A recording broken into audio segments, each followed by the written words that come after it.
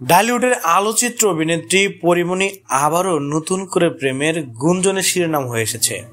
সম্প্রতি সামাজিক যোগাযোগ মাধ্যমে তার একটি পোস্টকে ঘিরে এই গুঞ্জন আরো জোরালো হয়েছে। এর আগে সঙ্গীতশিল্পী শেখ সাদীর সঙ্গে তার সম্পর্কের কথা শোনা গেলেও সেই সম্পর্কে বেশি দিন স্থায়ী হয়নি।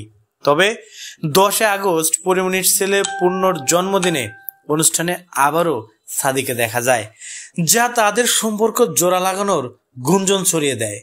যদিও এই বিষয়ে দুজনেই নীরবতা পালন করেছেন। মাসের শেষ সপ্তাহে এসে পরীমনি নিজেই ভক্তদের কৌতূহল আরো বাড়িয়ে দিয়েছে। শুক্রবার দুপুরে ফেসবুকে সানগ্লাস পরা একটি ছবি পোস্ট করে তিনি ক্যাপশনে লিখেছেন, এই সানগ্লাস আমার নয়, কিন্তু সে আমার। সবাইকে জানাই শুভ শুক্রবার। এই পোস্টের পর থেকেই ভক্তদের মধ্যে নানা আলোচনা শুরু হয়। অনেকেই জানতে চেয়েছে কে সেই ব্যক্তি, আবার কেউ বা মজা করে লিখেছে সাদি আউট নিউ ইন। প্রেমের সম্পর্কে জড়ানো এবং তা নিয়ে খোলামেলা থাকতে পরীমনি বরাবরই স্পষ্টবাদী।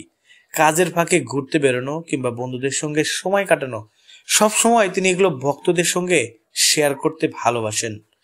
বছরের শুরুতে গায়ক শেখ সাদীর সঙ্গে তার সম্পর্কের বিষয়টি ওপেন সিক্রেট ছিল, যা তাদের একাধিক পোস্ট ও ভিডিওতে স্পষ্ট হয়েছিল।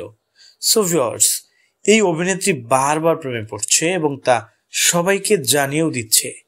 আবারও নতুন কারো প্রেমে পড়েছে এবং সেই ব্যক্তিকে এ নিয়ে সামাজিক যোগাযোগ মাধ্যমে যে আলোচনা হচ্ছে, এই বিষয়টিকে আপনি কিভাবে দেখছেন তা জানিয়ে কমেন্ট করতে পারেন আমাদের কমেন্ট বক্সে।